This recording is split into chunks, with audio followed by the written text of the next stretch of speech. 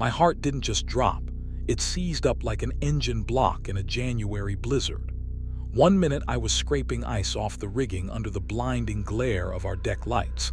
The next I was watching a man die. It was just past 2 in the morning, the kind of absolute black you only get out here on the Bering Sea in late November. The wind was a solid wall of freezing water vapor. We were running the pot lines, pulling in our haul, when a rogue wave pushed us a little too close to the Iron Maiden, a piece of junk boat we'd been competing with all season.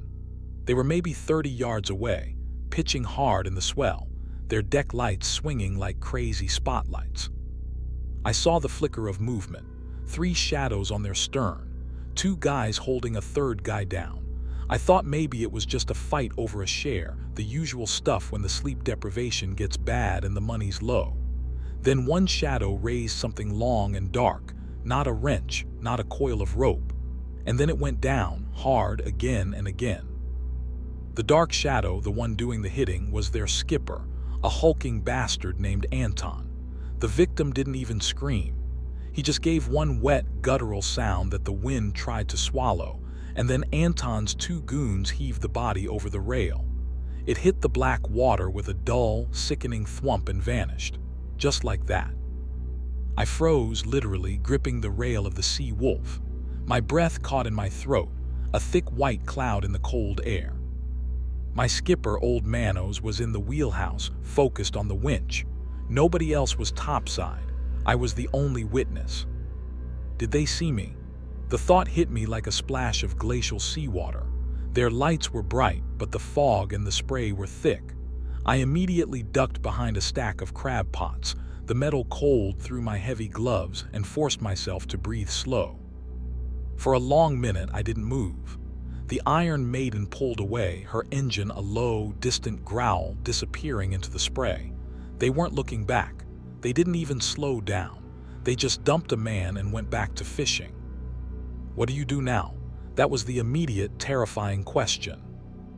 I'm nobody, just a deckhand fresh out of Anchorage trying to pay off some stupid debt. Anton runs the Iron Maiden with an iron fist, and they've got a reputation. They're known for trouble, for cutting lines, for getting too rough. Everyone knows they're tied up with the Russian syndicates that use these boats for more than just crabbing. This wasn't some drunken brawl. This was an execution. I finally stood up, shaking off the cold that had nothing to do with the weather. My stomach was churning. I had to tell Manos. I scrambled up the steel steps to the wheelhouse. Manos was nursing a thermos of coffee, his face etched with 50 years of Alaskan winters. "Captain," I said, trying to keep my voice steady, "I just saw something on the Iron Maiden." He didn't look up, just grunted. "They cut your gear, Alex." "No, worse. They killed a man. They threw him overboard." Manos' hand, holding the coffee cup, stopped halfway to his mouth. He slowly turned, his dark eyes locking onto mine. He didn't look shocked. He looked calculating. "You're sure?" he asked, his voice low and tight. "Absolutely. Anton and 2 others. It was deliberate. I saw the whole thing." Manos set the cup down, his gaze drifting out to the empty, pitching horizon. The only sound was the rhythmic slap of waves against the hull. "Alex," he said, his voice dropping almost to a whisper, "you saw nothing." I stared at him. "What are you talking about? We have to report it, call the Coast Guard." "And do what? Stop fishing. Spend a week in Dutch Harbor filling out paperwork while Anton claims it was an accident or a sea burial. Son, you report this, you don't get justice. You get a target on your back the size of a king crab pot." He leaned closer, his eyes cold and serious. "Anton's business is heavy. You think he cares about the law out here? You think he won't come find the only boat that saw him? He'll wait until we're far from anyone, and he'll make sure our boat has an accident."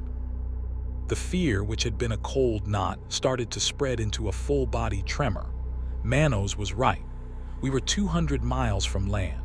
The rules out here were written in ice, and the laws were enforced by the biggest, meanest boat. "So we just let it go?" I asked, feeling sick. "We keep our mouths shut. We finish the run. We get back to port and we never talk about the Iron Maiden again, Manos ordered. If you tell anyone, I promise you, you'll be the next one in the water.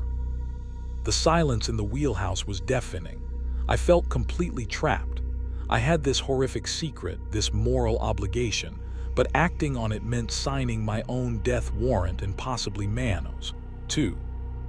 We worked the rest of the night in a suffocating silence. Every time I looked out at the rolling black water, I saw the splash of the body hitting the surface. Around dawn, the fog lifted slightly. That's when I saw it. About a mile off our port side, the Iron Maiden was idling. She wasn't fishing, she was just waiting, watching.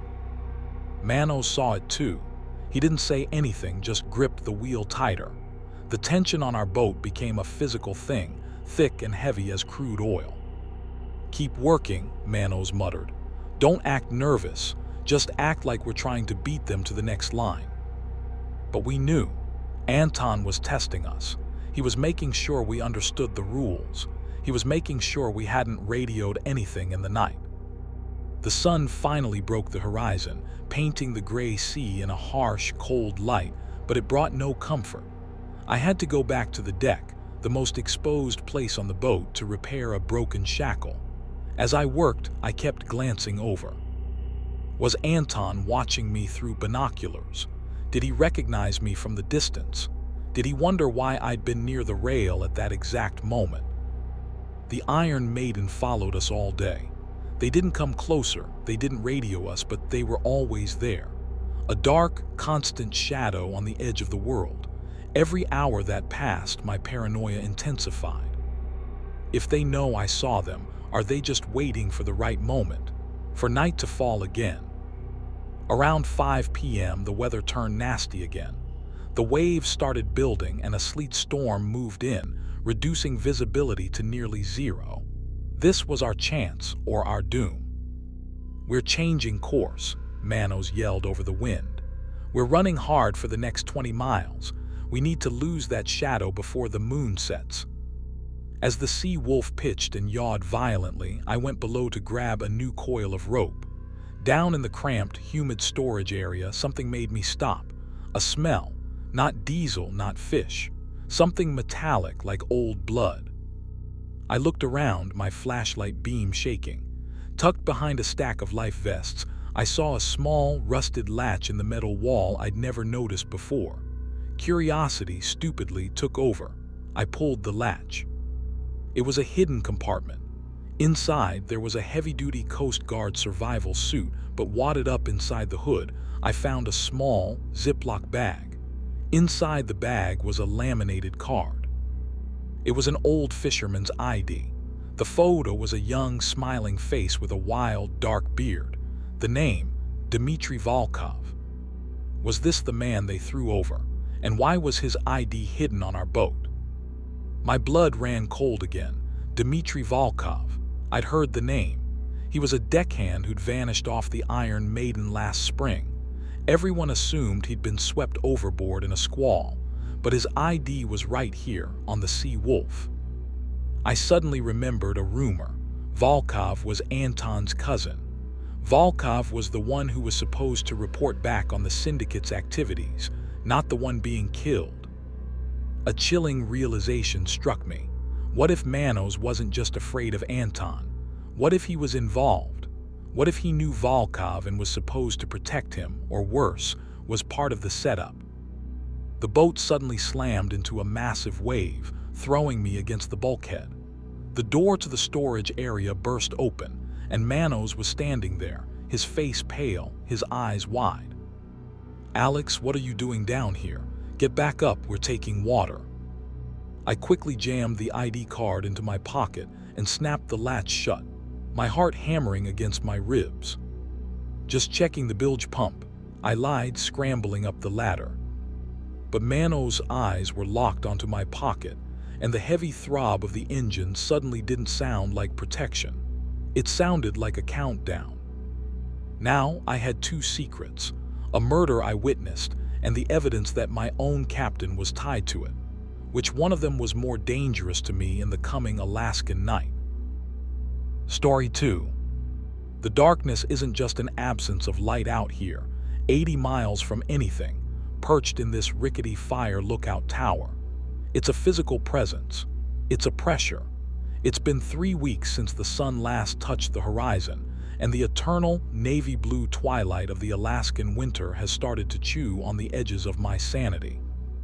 My name is Elias, and I volunteered for this. I thought I needed the isolation. I thought the quiet would fix the ringing in my head that the city noise caused. Turns out, true quiet just replaces the ringing with something worse. The sound of your own thoughts disintegrating. I'm supposed to be monitoring for any winter smoke from illegal camps or forgotten cabin fires. But really, what I'm monitoring is the slow, terrifying breakdown of my certainty.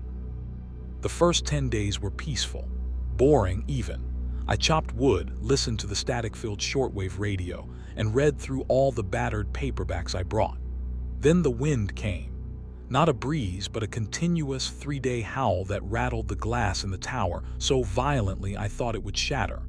It was during that windstorm on the 15th night of darkness that I heard the first sound that shouldn't be here. It sounded like a single, deep knock on the wooden foundation of the tower, far below. I froze, spoon halfway to my mouth, soup already cooling. It was too regular for a tree branch, too solid for shifting ice. Knock. Pause, knock, pause, knock, 3 precise sounds like a signal. My heart immediately started to hammer a frantic rhythm against my ribs. I'm 300 feet up. The only way up is a narrow, icy ladder that I hauled up and locked the bottom section of 2 weeks ago, and the nearest human being is in a tiny village 3 days away by snowmobile, if the engine even decided to start in this cold. It's the cold, Elias. It's the wood contracting. It's the wind playing tricks on the sound. I lectured myself, trying to swallow the panic that tasted metallic in the back of my throat. I waited 5 minutes, flashlight ready. Silence, just the grinding howl of the wind. I convinced myself it was nothing. It had to be nothing. Who or what would be out here in this cold, in this impenetrable dark? But that night, I couldn't sleep. Every creak of the old wooden structure sounded like footsteps ascending the ladder. The next day, the wind died down, leaving an intense, brittle silence. That's when I saw the tracks. I bundled up, my face already aching from the -40/circ/tech air, and went down to check the snow around the tower base. I wasn't looking for them, but they were impossible to miss. Not the deep, round prints of a moose or the slender paws of a fox. These were 2 distinct, long, parallel trenches in the fresh snow, spaced about 4 feet apart. They started 20 yards out, near the line of blackened spruce trees, came right up to the base of the ladder and stopped. They looked like something had been dragged, heavy. I traced them with my boot. No footprints near them. No signs of a machine. Just the deep, inexplicable drag marks leading right to my tower. What was dragged here? And where did the person doing the dragging go? I spent the next hour examining the entire perimeter, my breath smoking around my headlamp. I found nothing else. No footprints leading away. It was as if whatever had been dragged had been pulled straight up the side of the wooden support beams, vanishing into the darkness above. But the ladder was locked. My mind started spinning wild scenarios, a trapper injured and crawling. No, the drag marks were too consistent, too clean. Someone hauling a sled. But why stop right at the tower and leave no tracks? I went back inside, shaking, not just from the cold. I looked up at the ceiling of the cab, 300 feet below the summit where I was. I felt an acute, horrifying sense of being watched from below, from the dark void where those tracks ended. The darkness outside seemed to press against the glass now, not just as a wall, but as a hostile entity. The sound started again that evening, after my shortwave radio crackled and died completely, a final, irritating sputter of static. This time it wasn't knocking. It was a low, rhythmic scratching sound coming from the walls of the wooden cab itself, somewhere near the floor. It was subtle, almost too quiet to hear, like fingernails slowly raking across the exterior planking. Scratch. Pause, scratch, scratch. I grabbed the only weapon I had, a heavy, rusty axe used for splitting kindling. I held my breath, straining my ears in the absolute silence. It stopped. Then 10 feet away, on the other wall, it started again. Did it move that fast? Did it just cross the room on the outside? I crept to the window and shone the beam of my powerful headlamp down. Nothing. Just the vast, empty expanse of snow-covered forest, bathed in the eerie blue glow of the distant aurora. But the sound was still there, right below the window, mocking the light. Panic was turning into a tight, hard ball of pure adrenaline. I had to know. I had to look underneath. I got down on my belly, shining the light between the floorboards where the wood didn't quite meet the foundation beams. The light spilled out into the infinite black void beneath the tower. And I saw it.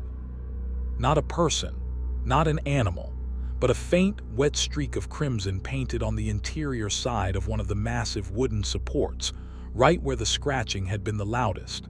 It looked fresh, glossy in the lamplight, and it was too high up for a wounded animal to have reached unless it could climb. My breath hitched. I scrambled back, dropping the axe. This wasn't a hallucination. This was real. Is someone scaling the tower? Are they injured, or are they leaving a mark? I had to get away. I rushed to the radio, frantic to report the blood, the tracks, the terror. But it was dead. The nearest satellite phone was in a locked supply shed 150 yards away at the base of the tower. And that's when I realized the horrifying truth of my isolation. To call for help, I would have to go down the icy ladder, out into the absolute darkness, right where those drag marks ended and where that crimson streak began. I spent the rest of the night barricaded inside the cab. I piled everything heavy against the trapdoor leading to the ladder, the stove, the wood box, the battered metal desk. I sat in the center of the room, axe in my lap, staring out into the permanent midnight. I was too terrified to use the lights, believing the glare would only help the thing outside see me better. The moon was below the horizon. The only illumination came from the ethereal green swirl of the aurora, which just made the snow look like alien ground. The scratching stopped, but the knocks returned. Now they weren't on the foundation. They were softer, higher up, coming from the roof, directly above my head. There on the roof. I looked up. The snow must have been a foot deep up there. The sound was muffled, but unmistakably the rhythm of 3 slow, deliberate knocks. Knock, pause, knock, pause, knock.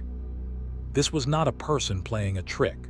No human would be able to scale the icy metal supports without ropes, nor would they be able to stay silent while scrambling onto the roof in a -40/circ/tech steph wind. This was too patient, too strong. I reached for the kerosene lamp, my hand shaking so violently I nearly dropped it. I lit it, and the small, flickering light instantly seemed pathetic against the overwhelming dark. A new sound began, a low, soft thump against the glass of the window directly in front of me. It was the sound of something large pressing its body, or its face, against the thick glass pane. I shielded the lamp with my body, the sweat freezing on my back. I couldn't see anything through the condensation except the ghost of my own reflection. Then in the center of the pane, a slow, deliberate smudge appeared. It was opaque, spreading slowly outward from a central point. It wasn't snow or frost. It looked like breath, but it was coming from outside the window, and it was too large. As it expanded, I saw a subtle movement in the center of the smear, a slight wiping motion, as if something was clearing a small patch of the window to look in. I held my breath, the axe raised. My mind screamed at me to run, but where? A small patch of glass was cleared. My kerosene lamp provided just enough light for me to see into the darkness, but the reflection on the glass made it hard. I squinted, trying to make out the shape pressed against the window. It was massive, black, and completely filling the frame. And then, slowly, a single, cold, black shape appeared in the cleared patch. It wasn't an eye. It was a hole, a perfect round hole, dark and empty, like a lens cap had been removed from the endless night itself, and it was perfectly aligned with my face. And then I heard the whisper. It was faint, dry, and seemed to come from everywhere and nowhere, from the air itself, passing right through the glass. "Why did you stop looking for the smoke, Elias?" The paralysis broke. I screamed, throwing the axe at the window. It hit the thick glass with a dull thwack, cracking it but not shattering it. I didn't wait to see the reaction. I grabbed my thickest parka and my rifle, scrambling frantically to the trapdoor. The smell of the kerosene lamp, now knocked over and leaking fuel, filled the small room. Survival instinct had overridden paranoia. I had to go down. I had to face the darkness or I would burn. I kicked the stove off the trapdoor, unlatched it, and started down the icy metal ladder, the rifle strapped to my back, my only light the small, failing beam of my headlamp. As my feet found the first icy rung, I heard the sound from above again, the scratching. But this time it was frantic, excited, moving quickly across the ceiling. It knew I was leaving. I dropped onto the snow, hitting the ground harder than I intended, the cold shocking my body. I turned my headlamp back up toward the tower. In the faint, eerie light of the aurora, I saw the window I had just left. The round hole had been cleared further, and now, perfectly framed in the center of that cleared patch, standing in my abandoned watchtower, was the dim, looming silhouette of a man. He was just standing there, unmoving, looking down at me, 300 feet below. He wasn't the monster. He was just watching. But he wasn't there when I started down, was he? I turned and ran, plunging into the black forest, abandoning the tower and the satellite phone. My only thought was the two parallel drag marks. I was running away from the man in the tower, but I was running right along the path that whatever he dragged had taken. What was he hiding, and why did he let me leave? Story 3. The fog in the Tongass National Forest doesn't roll in. It settles on you, heavy and damp, smelling of ancient spruce and decay. My name is Clara, and I'm a wildlife biologist. For the last 2 months, I've been tracking elk movements on Prince of Wales Island, but the elk are what worries me anymore. It's what's been tracking them. The calls started 4 weeks ago. Not animal calls, but the distress signal from a tracking collar. Elk number 41, a mature bull, stopped moving suddenly. When I finally hiked to the location, a remote, choked valley deep in the old growth, I found the collar hanging from a low branch. The leather strap was snapped clean, not chewed. What happened next is why I stopped sending my reports to the university. I didn't find a carcass. I found a deposit. In a small, mossy glade, underneath a canopy so thick the ground was perpetually dark, I found a pile of bones. Not scattered by wolves or scavengers. These were stacked. Rib cages nested inside each other, skulls lined up, femurs crisscrossed like kindling. It was meticulous, almost artistic, and it was wrong. All the bones belonged to local animals, deer, bear, even some smaller elk, but they were all clean, bleached white, stripped of every scrap of meat, gristle, and marrow. What kind of predator stockpiles bones, and why arrange them like this? I took photos, shivering despite the exertion, and hiked out immediately, but the incident burrowed into my mind. I consulted the local Tlingit elders in Klawak. They didn't use words like predator or cannibal. They spoke in hushed tones about the Tashaka, the bone eater, a creature that takes the flesh but craves the structure. They said it only appears when the forest is silent and the darkness is absolute. I dismissed it as folklore, until the next call came. Elk number 88, female, 5 miles north of the first site. I returned a week later, armed with a high-powered rifle for bears, I told myself, and a dozen game cameras. The sun had set hours ago, but the coastal twilight was still hanging on, gray and cold. I reached Elk 88's location just as the true night began to descend. I found the same scene, only amplified. More bones, neatly stacked. This time there was a gruesome centerpiece, a perfectly preserved human skull resting atop the pile, staring up at the darkening sky. It wasn't bleached, it was fresh. I dropped my pack, my heart hammering in my chest like a trapped bird. My rational brain, the one trained in biology, screamed, "Call the police. This is a serial killer." But the scene felt ancient, wrong. The way the skull was placed, it was an offering, not an afterthought. As I fumbled for my satellite phone, I heard a sound that chilled me to the marrow. A soft, almost imperceptible scraping coming from the thick brush on the edge of the glade, like a rock being dragged across rough bark. I froze, instantly leveling the rifle. "Who's there?" I whispered, my voice sounding thin and foreign in the vast silence of the woods. The scraping stopped. The silence that followed was oppressive. Did it hear me? Was it waiting for me? I shone my tactical light into the trees. Nothing but twisting shadows and the dense, impassable thicket of the understory. I held the light there, my finger resting lightly on the trigger, breathing through my mouth to keep my breath quiet. After what felt like an eternity, I lowered the rifle just slightly. That's when I smelled it, a powerful, sickly sweet scent, like decaying meat mixed with something metallic like fresh iron. It washed over me in a sudden, sickening wave. It was right there. I raised the rifle again, sweeping the light back, and this time in the beam's edge I saw the movement. Not a bear, not a wolf. It was too low, too wide, and too fast.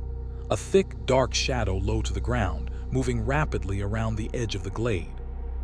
I fired a shot into the air, a warning, a desperate attempt to scare whatever it was off.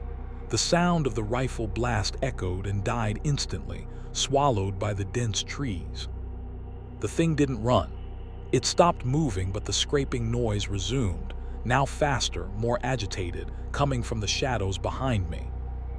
I backed away slowly, never taking my eyes off the glade.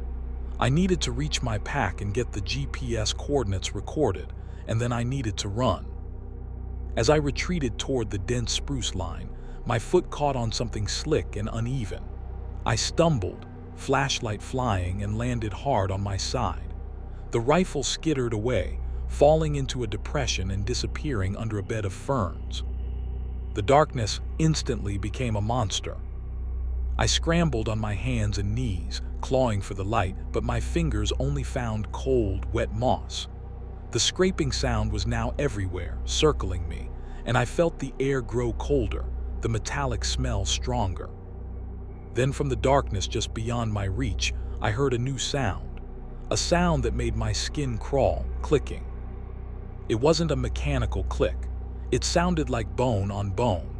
Rapid, dry, continuous clicking, like something enormous was rapidly chewing or grinding its mandibles, getting closer. I was lying flat on the ground, terrified to move, listening to the creature circle me in the impenetrable blackness. Was it waiting for me to panic? Was it playing with me?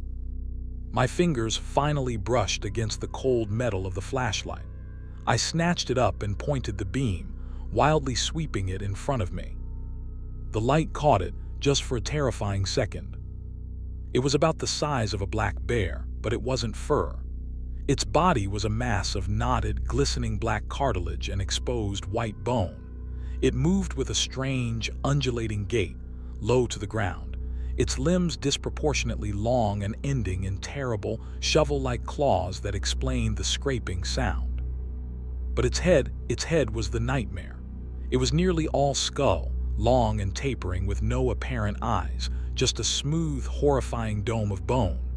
The clicking was coming from its mouth, which wasn't a mouth at all, but a deep, tooth-filled gap that seemed to open and close sideways, grinding something invisibly small. The Htashakga, the bone eater. I screamed, a primal sound of pure terror, and scrambled backward toward a thick, ancient hemlock. I had to get vertical. I had to put something solid between us. The creature lunged, surprisingly fast, covering 10 feet in a heartbeat. I felt a tremendous, agonizing impact on my right leg, not a bite, but a crushing blow from one of those bone-spade claws. I heard a sickening crack. I cried out, fighting the urge to black out, and rolled behind the thick trunk of the hemlock. The creature didn't move to flank me immediately. I heard it right on the other side of the tree, its heavy, ragged breathing and that terrible, rhythmic clicking sound. I looked down at my leg. It was definitely broken, the pain a searing, relentless fire. I could see the bone had splintered the flesh in 2 places. I was bleeding heavily onto the moss. Blood, I'm leaving a trail. It's only a matter of time. Then I realized the creature wasn't attacking. It was doing something else. It was scraping its claws on the ground nearby. It was arranging something. I held my breath, listening, the pain a constant, overwhelming tide. I heard the scrape, scrape, clack. Then another scrape, scrape, clack. It was moving bones. Slowly, I risked peeking around the wide trunk of the hemlock. The beam of my flashlight had rolled under the tree, casting a dim, upward glow. The creature was standing over my right leg, which was still sticking out from behind the trunk. It wasn't attacking the limb. It was working around it. It had found the bones from its previous arrangements, the deer ribs and the elk femurs, and it was patiently, meticulously setting them up around my broken leg. They were placed like little grave markers, standing upright in the moss, framing my injury. It stopped clicking and lifted its massive, bony head. It wasn't looking at me. It was looking at my broken leg, at the blood, and at the bones it had just placed. Then it did something incomprehensible. It let out a long, shuddering sound that wasn't a roar or a growl, but a sound of deep, profound sorrow. It sounded like a moan escaping from a dry, empty well. The Tashakgal wasn't a hunter. It was a collector, a custodian of the dead, and by breaking my leg, I had become its next exhibit. It slowly turned away from me, its attention now fixed on the human skull in the center of the glade.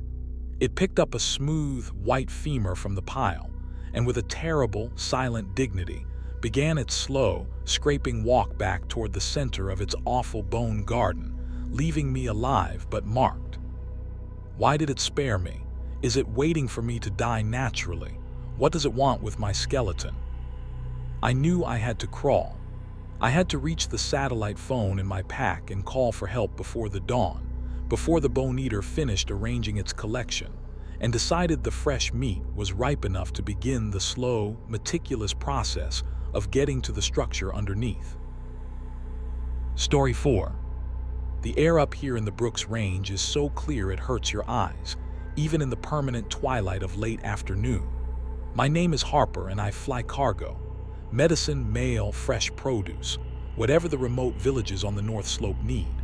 My plane, a temperamental Cessna 207 named Little Bird, is my office, my lifeline, and right now, the most terrifyingly exposed place on the planet.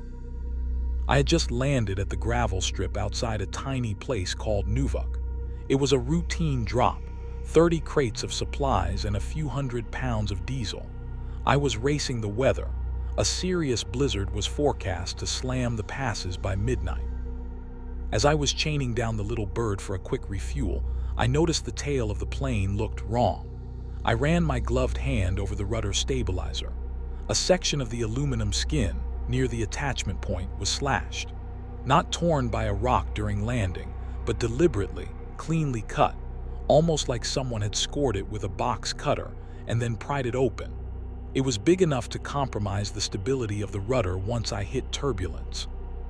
My heart immediately started to pump hard, sending a frantic pulse through my ears. That wasn't there when I left Fairbanks. Why would anyone sabotage my plane? I scanned the empty airstrip and the silent, snow-hushed village a mile away. Nothing. Just the vast, empty expanse of the tundra stretching up toward the jagged peaks. The few people I'd seen were already inside, battening down for the coming storm. I quickly radioed the local village coordinator, confirming I was on the ground and reporting the damage. I didn't mention sabotage. I called it a stress fracture. No need to panic anyone yet. I spent a nervous hour making a temporary patch with structural tape and metal sheathing. It wouldn't last the flight back to Fairbanks, but it would hold for a short hop. I decided I'd fly 20 miles east to the smaller, deserted emergency landing strip at PT. Defiance, an old, abandoned military radar site, and shelter there until the worst of the storm passed. I could radio for a rescue plane with parts the day after tomorrow. As I taxied the little bird back down the runway, I saw a single, black snowmobile parked halfway down the strip, partially obscured by a stand of wind-stunted willows. It hadn't been there when I landed. I hit the brakes. My hands were slick inside my gloves. The snowmobile was facing the trees and there was no one near it. It was completely silent. Did the person who did this leave it there? Are they still here? I didn't wait to find out. I throttled the engines and took off hard, the patched rudder groaning a protest I chose to ignore. The flight to PT, Defiance, was short and terrifying. The sky was turning black, heavy with the impending blizzard, and the patch job on the rudder kept slipping. I landed hard on the cracked concrete of the abandoned military strip, slamming the engines into reverse thrust. The silence here was immediate and profound. PT, Defiance, was nothing but a half-collapsed radar dome and a few rusting Quonset huts, relics of the Cold War. It was the perfect place to hide. I cut the engines and sat in the cockpit for a full minute listening.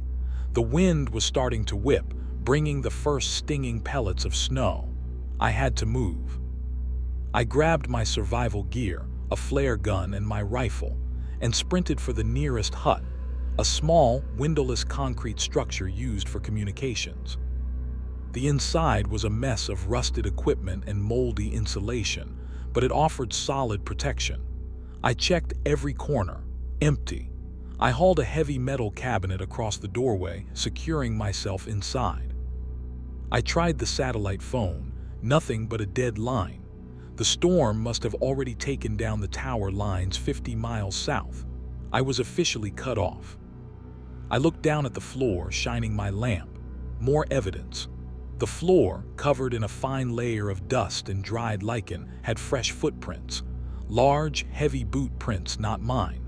They led from the single entry point across the room and vanished into a dark, recessed storage closet at the back. My breath hitched. They're here. They were waiting for me to land here. I raised the rifle, my heart pounding so hard I could feel the vibrations in my fingertips. I sidestepped the heavy metal cabinet and slowly, agonizingly, approached the closet. It smelled stale and metallic. "Who's there?" I called out, my voice a nervous tremor. No answer, only the increasing roar of the wind outside. I swung the lamp into the darkness. The closet was small, just big enough for supplies, and it was empty.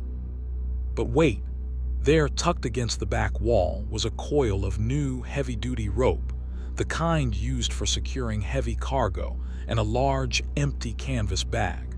The footprints had been heading into the closet, but nothing had come out. Did they climb out the back? Is there another way out? I stepped fully into the closet. I felt the cold air immediately. I looked up. The ceiling was solid. I looked down. The floor was concrete. Then I realized. The heavy boot prints led into the closet, but there was a set of fainter, smaller, different prints leading out of the closet, going back toward the door I just barricaded. The person who wore the big boots was carrying someone else when they came in.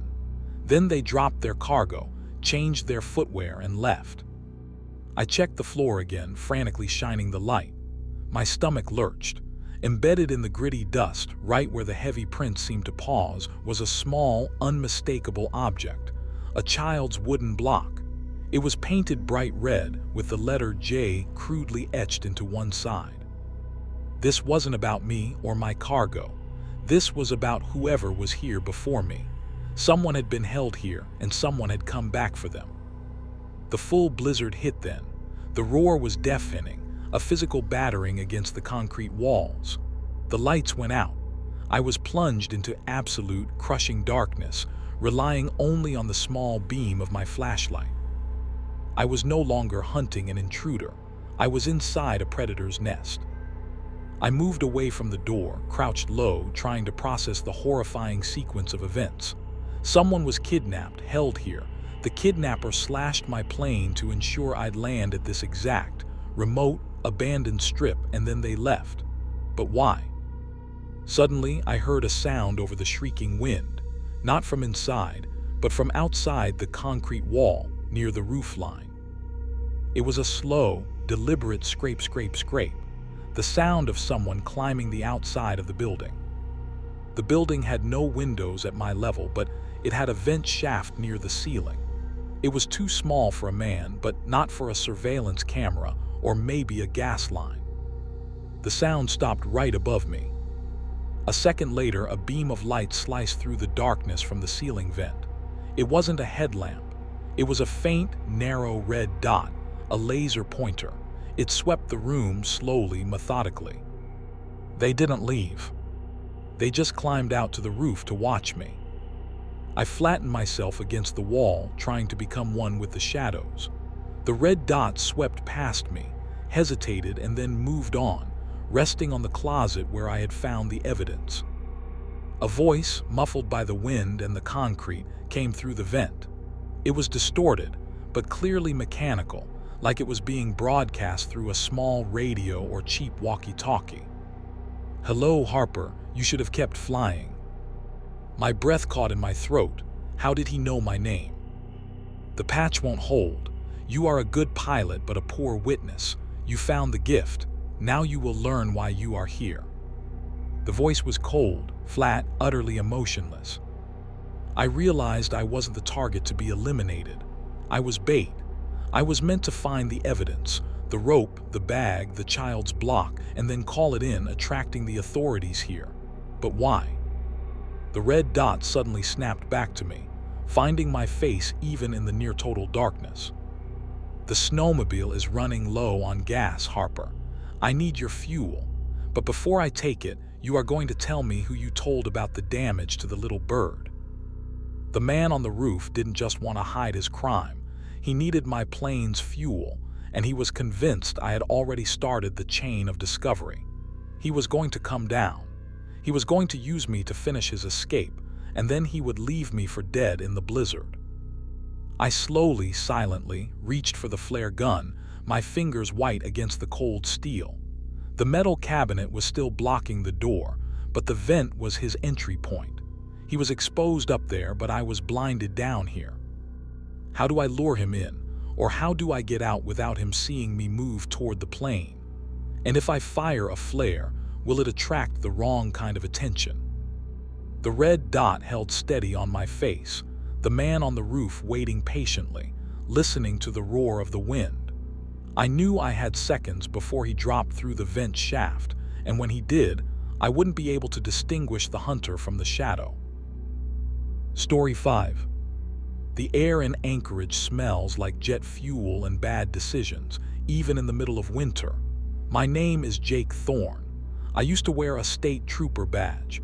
Now I work out of a basement office on 4th Avenue, chasing cheating spouses and collecting debts. I'm a private investigator. The badge is gone, but the cynicism is permanent. This morning, the bell above my door jingled, and in walked Senator Robert Vance's chief of staff, a silk-suited shark named Alan Finch. Finch usually only talks to people who bill by the million, so I knew this was bad. "It's disappeared, Thorne," Finch said, his voice a low, hurried rasp, not even bothering with a handshake. "The senator's ledger, the one he calls the legacy fund. A small, hand-stitched leather book." "A book? Your boss is a senator. Doesn't he use a secure server?" I asked, leaning back in my squeaky chair. Finch ignored the sarcasm. "It contains details, names, dates, everything going back 10 years. If that book ever sees daylight, the senator is finished, and so are half the people in Juneau." He slid a check across the desk. It was 6 figures, non-refundable retainer, my kind of desperation. The immediate job was finding the book. The real job, the one Finch didn't say out loud, was finding out who took it and why. My investigation was running cold until late that afternoon. I was shaking down one of Vance's disgruntled former aides at a dive bar when a low, breathless voice on my burner phone told me to meet them at the old Kenai Railroad yard, track 5. "It's not the book you need to worry about, Jake. It's the witness. I drove out through the thickening night. The railroad yard was a maze of rusted steel and towering snowdrifts. The temperature had plummeted, and the air was sharp with the smell of old oil. Track 5 was deserted. I cut my headlights and waited, the engine idling rough. After 5 minutes, a figure emerged from between two freight cars. It was a woman, bundled in a thick parka, her face mostly hidden by a knitted hat. She moved with a nervous, jerky energy. "Who are you?" I asked, rolling down the window a crack. She didn't answer that. She pointed a gloved hand toward a colossal stack of discarded wooden ties, partially covered in ice. They killed him for what he knew, and now they're trying to hide the body. "Who did?" "The senator's muscle. The ones who move his dark money. They used a freezing rig out here to cover it up," she whispered, her breath turning to immediate vapor. "They said it's the perfect way to get rid of a problem. Freeze the body solid and crush it in the industrial chipper before it thaws. No prints, no DNA, no evidence. The perfect Alaskan murder. It was sickeningly brilliant." "Where is it?" I pressed. She hesitated, looking over my shoulder into the darkness. Her eyes, wide and scared, finally settled on a large, insulated boxcar sitting just off the main track. It was the only boxcar there, with a thick extension cord running from a nearby electrical junction box, humming with an unnatural intensity in the cold night. "Inside that container. Hurry. They'll be back at midnight to move the chipper," she urged. Before I could ask her who they were, a set of high-beam headlights flared to life behind the freight cars, plunging the whole scene into blinding white light. A heavy, dark-colored pickup truck was approaching fast. "They're here," the woman cried, panic seizing her. She turned to run, disappearing into the dark canyons between the parked trains. I didn't wait. I killed my engine, grabbed my heavy-duty lock-picking gear, and sprinted for the humming boxcar. The door was secured with two massive new steel padlocks. The cold made my fingers clumsy, but years on the force had made me fast. I worked quickly, my focus absolute, the sound of the approaching truck growing louder, the fear a tight knot in my chest. If they catch me here, I'm just a trespasser. If I'm caught near a frozen body, I'm an accessory. The first lock snapped open. I tossed it onto the frozen ground. The second took longer, a tricky tumbler, but I finally heard the satisfying clack of the pins dropping. I yanked the heavy boxcar door open, bracing myself for the stench of a corpse. Instead, I was hit by a blast of extreme, dry cold. It was a massive industrial freezer unit, custom-fitted into the boxcar. The interior was lit by a single, bare, fluorescent bulb, giving everything an eerie, pale blue cast. And in the center of the boxcar, frozen upright in a large, clear block of cloudy ice, was a man. He was middle-aged, dressed in expensive office wear, his face contorted in a silent scream. His eyes were open, wide, fixed on the ceiling light. He looked like a grotesque museum exhibit, but the horror didn't stop there. Tucked into the frozen man's breast pocket, visible through the clear ice, was a small, hand-stitched leather book. The senator's ledger, the legacy fund. The man wasn't just a witness. He was the one who had taken the book. He'd been frozen with the evidence. I heard the heavy screech of tires as the truck slammed to a stop outside. Then, the heavy thud of truck doors opening. They were moving fast. I was out of time. I ran my hand over the ice. It was impossibly thick. Getting the book out would take power tools and hours. I couldn't get the evidence. All I had was the body and the knowledge. I needed an alibi. I needed a distraction. I slammed the boxcar door shut and sprinted along the side of the train, hugging the shadows. I heard the muffled, furious voices of two men near the freezer unit. They were realizing the locks were gone. I dove behind a stack of massive, coiled steel cable, pulling my coat tight to disappear against the black metal. I risked a quick look. The two men were big, wearing dark utility jumpsuits. One was already examining the open lock. a huge man with a scarred face. "Someone was here. The locks are picked, Vince," he snarled, his voice loud and panicked. "The book is still inside." The other, smaller man, Vince asked, walking toward the electrical box. "It has to be, but who would come out here?" Vince looked around, his eyes sweeping the darkness. He walked right past the woman's escape route, focusing on the dark alleyways. "Forget who, we move the body now. Get the chipper running, call Finch. Tell him the witness will be recycled by dawn." The big man went back to the boxcar, wrestling the heavy door open again. Vince, meanwhile, was fiddling with the extension cord connecting the freezer to the power box. I had to act now. If they crushed the body, the evidence was gone forever. I slowly pulled out my small penlight. I had to create chaos or I was dead. I aimed the weak beam low, toward a massive pile of oily rags stacked near a diesel drum 50 yards away. I hit it with the light, then quickly snapped the light off and moved my position. The big man near the boxcar shouted, "Vince, did you see that? A light over there." Vince immediately pulled a flashlight from his belt, aiming a powerful beam toward the oil rags. This was my chance. While both their attention was diverted, I crawled out from behind the steel coil and made a dash for the power junction box. Vince had just exposed the wiring inside the box. As I reached the power station, Vince turned around, his flashlight beam catching me. His eyes went wide. I didn't give him a chance to react. I drove my foot into the exposed electrical cables. The junction box exploded in a terrifying shower of sparks, plunging the entire railroad yard and the humming freezer unit into absolute cold blackness. I tumbled back, half blinded. The last thing I heard was the sound of the senator's muscle rushing me in the darkness and the terrifying, immediate silence of the stopped freezer. The ice will begin to melt now. The body will thaw. How long do I have before they catch me, and how long before the thawing corpse gives up the book? Story 6. The silence on the Harding ice field is the emptiest sound in the world. I'm Lena, and I came up onto the Kenai Peninsula Glacier to escape, not from people but from the noise inside my head.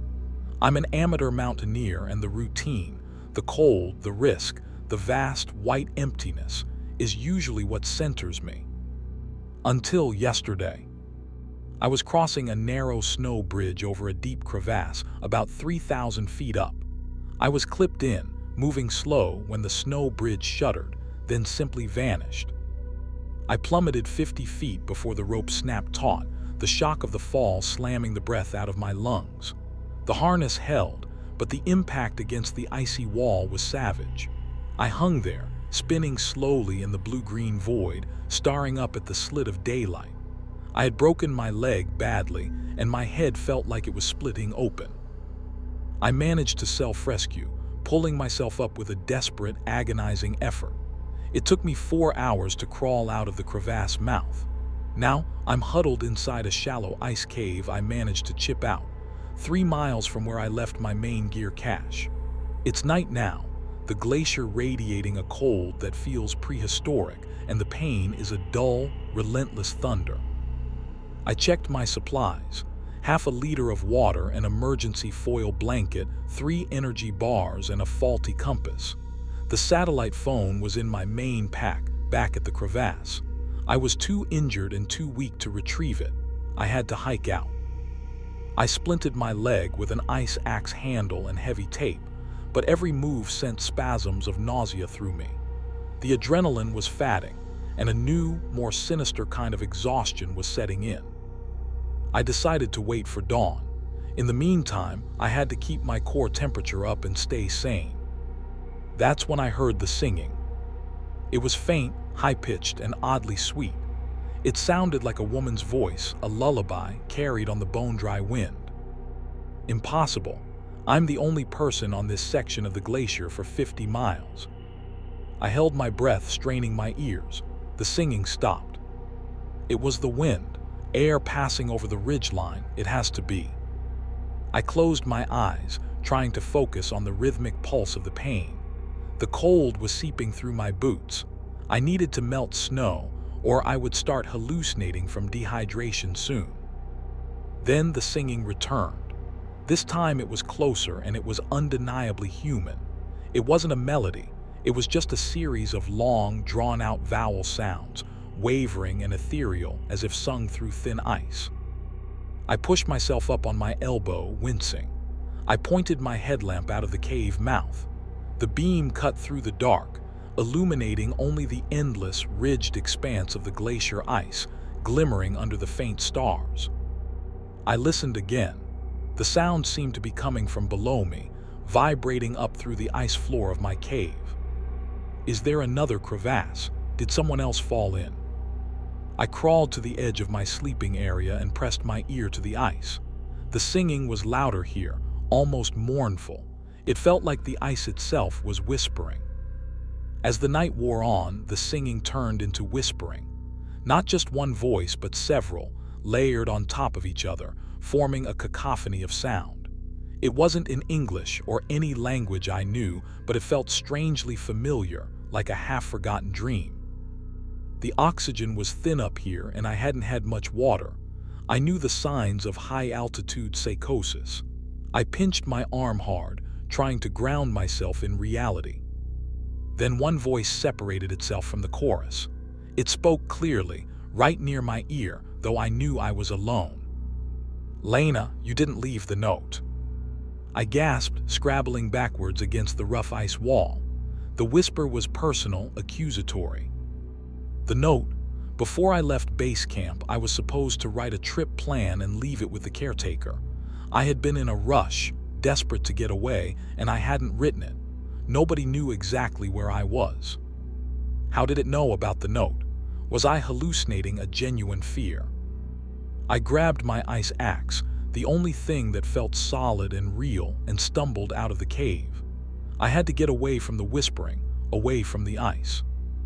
As I began to drag myself across the frozen surface, I saw a flicker of movement far off, maybe a quarter-mile away. A weak, orange glow. A fire, a small camp. Relief washed over me, a physical shock that nearly made me pass out. Someone was out here, rescue. I started shouting, my voice raw and weak against the vast silence. Hello, help, I'm here." I kept shouting, crawling toward the glow, dragging my useless leg behind me. The glow didn't move. It just burned steadily, a silent beacon in the night. It felt unnatural. It took me nearly an hour of agonizing crawling to reach the location of the light. My mind was reeling. The singing and whispering had subsided, replaced by a deep, constant ringing in my ears. When I reached the spot, my hope shattered. It wasn't a campfire, it was a flare. An emergency flare wedged into a cairn of rocks, burning with a sickly orange-red light, nearly exhausted. And next to the flare, partially melted into the ice, was a backpack. It was my main pack, the one I had left miles away at the crevasse mouth.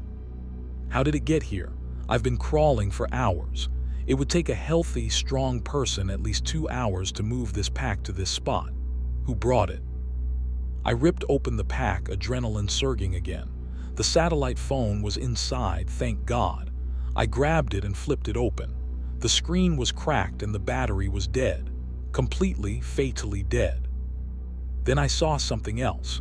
Tucked under the phone was a small, laminated photo. It was a picture of me, taken years ago, smiling on a summit in the Rockies. But someone had drawn a thick, black circle around my head with a permanent marker. Suddenly, a massive, deafening crack echoed across the glacier. The sound was so loud it felt like it broke my eardrums. I looked up. The faint stars were dancing above me. The sound didn't come from the sky, it came from the ice. I turned back to the backpack. The photo was still there. The phone was dead. The flare was sputtering its last breath. And then I saw the footprints. Fresh, heavy boot prints, not mine, leading away from the pack. They were clear, deep, and surprisingly close to my own trail. I shone my weak headlamp along the prints. They didn't look like they were made by a person walking. They were long, drawn-out scrapes, almost like the person was taking huge, deliberate strides, or like they had 4 points of contact with the ground. The sound came again, crack, closer this time, right behind me. I spun around, pointing the headlamp, and in the beam, 20 feet away, the glacier's surface was splitting. A new crevasse was opening, the ice groaning and tearing itself apart. The mouth of the crevasse was a jagged, black maw opening right toward me. And from that new, dark opening, the whispering started again, louder now, not mournful but demanding. "Lena, the ice wants its secrets back. Who were you running from?" I realized the singing, the pack, the flare, and the footprints weren't hallucinations. They were a carefully orchestrated trap.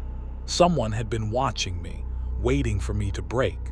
They had drawn me out into the most unstable section of the glacier, and now they were using the movement of the ice to eliminate me. Who is out here? A rescue team trying to signal, or the person I never told the caretaker I was running from? I scrambled back, dragging myself toward the edge of the widening crevasse, my only working leg kicking frantically. I knew I couldn't outrun the ice. I had to find a way to use the very danger threatening me as a path to escape. I was surrounded by death, my leg, the cold, the collapsing ice, and the chilling realization that my attacker was using the silence and the elements with an intimacy that felt inhuman. Story 7. The smell is the first thing that tells you something is wrong and known. It's not the salty tang of the sea or the bite of frozen air. It's the smell of old fuel, rust, and the deep, chemical stink of decay that the permafrost won't let go of. My name is Victor, and I'm a contract maintenance worker, currently assigned to the old Goldstream mining post, a place that's been abandoned since the 70s. My job is to stabilize the collapsing structures and seal up the environmental hazards. It's been below zero for weeks. I'm living alone in a cramped trailer near the site. The darkness is total by 4 p.m., and the silence is so heavy it presses on your eardrums. 3 nights ago, while clearing debris from the main shaft entrance, I noticed the ground was oddly soft near a heavy-duty storage cellar. This shouldn't happen. Even in summer, the ground here is like concrete. I grabbed a shovel and started digging, thinking maybe a broken pipe was leaching heat. What I hit wasn't a pipe. It was something rubbery and yielding. I cleared away the last layer of frozen dirt, and the beam of my headlamp hit a vast, dark expanse of what looked like smooth, wet leather. I knelt down, scraping the mud off. It was skin, human skin. My breath stopped in my chest. I quickly dug around the edge. This wasn't a whole body. It was a single, gigantic piece of skin, stretched taut and smooth, like a rubber sheet, covering the entrance to the old cellar. I stood back, heart hammering, trying to rationalize it. A tarp, heavy waterproof canvas. No, the texture, the subtle ridge of a vein, the chilling, pale white color, it was dermal tissue. But it was far too large to belong to any single man. It was about 8 feet across. Did they find some ancient, preserved creature? A woolly mammoth skin? I grabbed my utility knife and sliced into the periphery. The edge curled back slowly, revealing a dense, fibrous layer beneath. It felt cold, almost wet, and emitted a faint, strange odor like ozone and old mushrooms. I pulled the flap back enough to peek into the cellar. The air that rushed out hit me like a physical punch, cold, bone-dry, and carrying that thick, sickening decay smell. The cellar was small, maybe 10 by 10, lit only by my lamp, and it wasn't empty, it was full of movement. Not people, but small, white, blind things.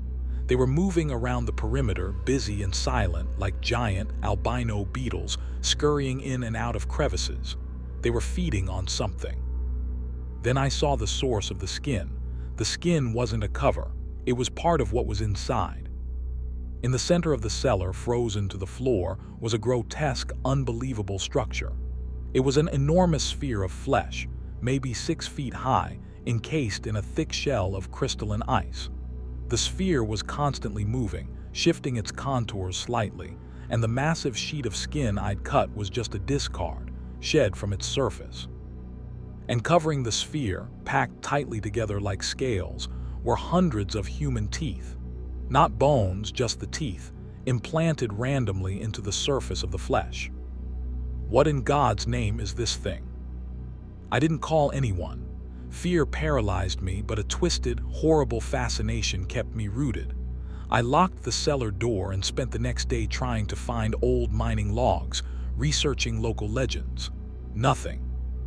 That night, the high-tension scenes began. The temperature dropped to -50/circ/TechSteph. Around 11 p.m., I was huddled in my trailer, trying to sleep, when a new sound started outside the cellar. A noise that vibrated through the frozen ground and into my aluminum floor. It was a deep, guttural pulsing, thump-thump, thump-thump, like a giant, slow-beating heart deep underground. I crept out of the trailer, rifle in hand, bears, I told myself. The only light came from the half-moon, casting sharp, blue shadows across the snow. The pulsing was coming from the ground, right over the cellar. I got close enough to the steel cellar door to hear the other sounds. The clicking of the white beetles feeding, and the strange, quiet squelch of the massive sphere moving inside. Then the pulsing stopped. The silence returned, more terrifying than the noise. Suddenly, a sound like a low, wet giggle echoed from within the cellar. It was thin, rady, and unmistakably human. I nearly dropped the rifle. I scrambled back, my mind racing. Was there a person down there, trapped? I had to know. I crept back to the cellar door, fumbling for my keys. I unlocked the heavy padlock, pulled the door open just a crack, and shone the lamp down into the dark hole. The cellar looked different. The ice shell around the sphere had partially melted, and I could see the flesh underneath. It was a mottled gray-pink, and it was churning, slowly rotating. The small, white creatures were gone. But the teeth were still there, and they weren't random.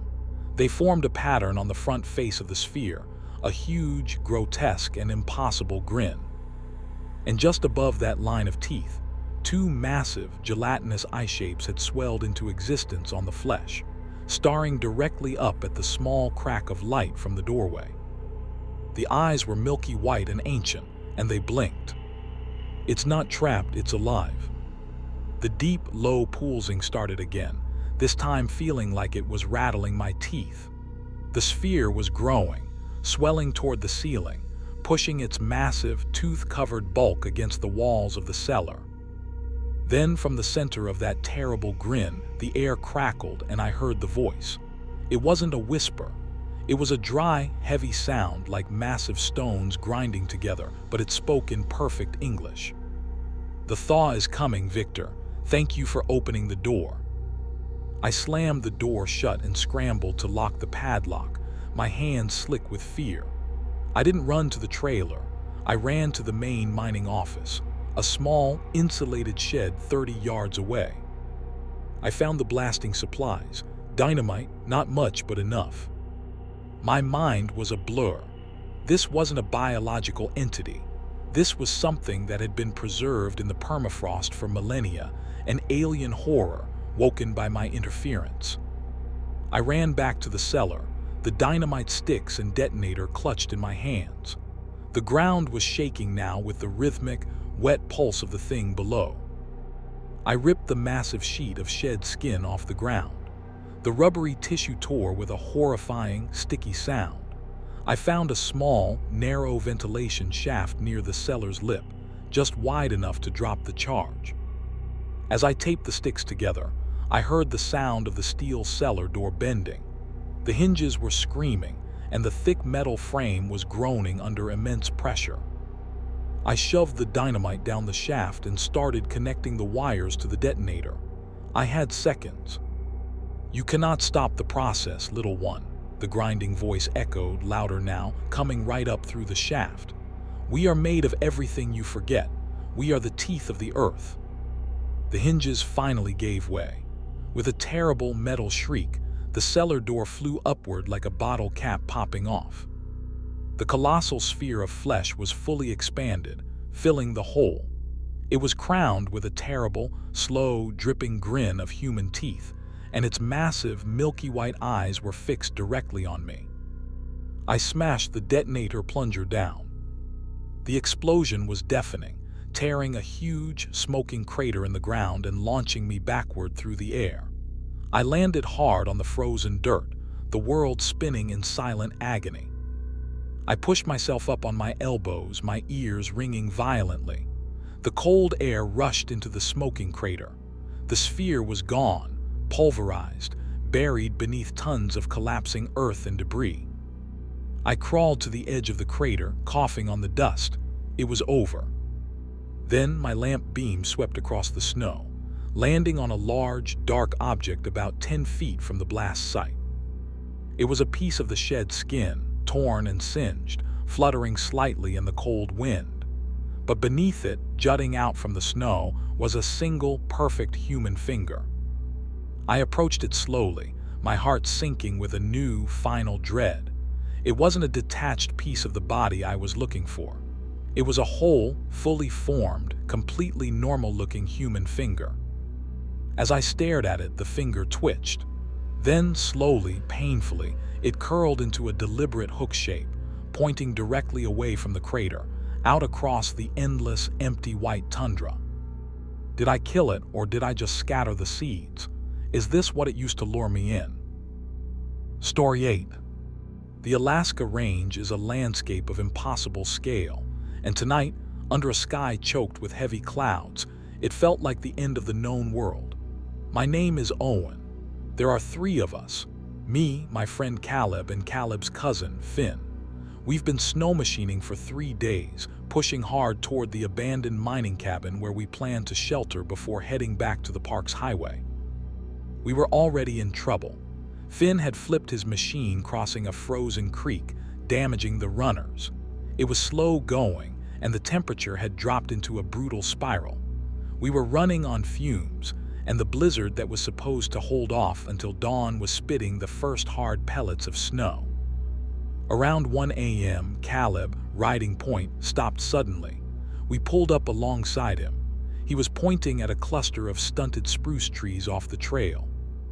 "Look," he said, his voice tight, muffled by his balaclava. Tucked into the trees was an emergency shelter. Not the big, sturdy cabin we were aiming for, but a small, old trapper's lean-to, a rough-hewn structure barely large enough for 2 men to sleep in. Crucially, a small plume of smoke was struggling to rise from its rusted stovepipe. "Someone's here," Finn whispered, immediately relieved. "Thank God, we can steal some heat and siphon some fuel." But I felt a cold knot tighten in my stomach. The lean-to wasn't on any map. It was too remote, too hidden. "Wait," I said, pulling out my rifle and checking the chamber. A lone trapper wouldn't be running a stove this late and hiding their tracks this well. Caleb and I cautiously approached the small wooden door. I knocked. "Hello, anyone home? We need help." Silence. Only the rising whine of the wind and the slap of snow against the walls. I eased the door open. The air inside was warm, almost oppressively so, and smelled strongly of kerosene and stale sweat. A small fire crackled in the potbelly stove. There was a bunk, a small table, and a couple of oil lamps casting a dim, flickering light. But the shelter was empty. "See," Finn said, stepping inside, pulling off his gloves. "They just stepped out to check their traps. Lucky us." As soon as Finn started scooping snow into a pot, I noticed the first thing that was wrong. On the dirt floor near the stove was a dark, damp patch. It looked like spilled oil, but it was too rusty brown. I knelt, touching it with a gloved finger. It was blood, a lot of it soaking into the earth. Caleb saw it too. His eyes widened behind his goggles. What the hell happened here? We started searching the tiny cabin, our earlier relief dissolving into immediate, sharp dread. On the table there were 2 half-eaten cans of beans and a deck of cards scattered face up. 2 kings and 3 aces. The game had stopped mid-deal. Then Caleb pointed to the sleeping bunk. The thin, lumpy mattress was pulled back. Underneath, stuffed haphazardly into the dark corner, was a heavy-gauge hunting knife. The steel blade was covered in dried blood, and it was not the type of knife a trapper would use for skinning. It was made for fighting. "They fought," I muttered, my rifle now pointed toward the door. "Badly, but where are they?" Finn, who had been focused on the stove, suddenly let out a gasp. He was staring at the wall near the chimney. Scratched deeply into the soot-stained wood, barely visible in the lamplight, were 3 crude letters: TRU. The 3 letters were jagged, scraped with obvious difficulty and cut off mid-word.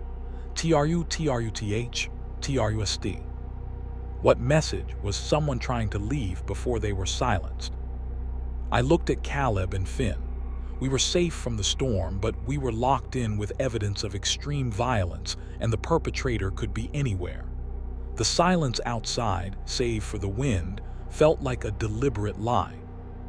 We decided to wait, barricading the door with the small, heavy table. The blizzard was howling now, a terrifying sound that completely swallowed any noise that might be approaching. We sat in the dim light, the bloodstain at our feet, and the terror began to turn inward. "Finn, you didn't see any tracks leading in, did you?" I asked, my voice low. "No, man, just the old trail. They must have hidden their snowmobile deep in the trees," he whispered, nervously chewing his lip. "Or," Caleb interjected, his eyes narrowed, "they never came in on a snowmobile." We were the only 3 people who knew this trail was active. That's when I noticed something about Finn. He was wearing brand new gloves, expensive ones, not the battered pair he usually wore. "Hey Finn, what happened to your old gloves?" I asked, trying to keep my tone casual. He looked down quickly.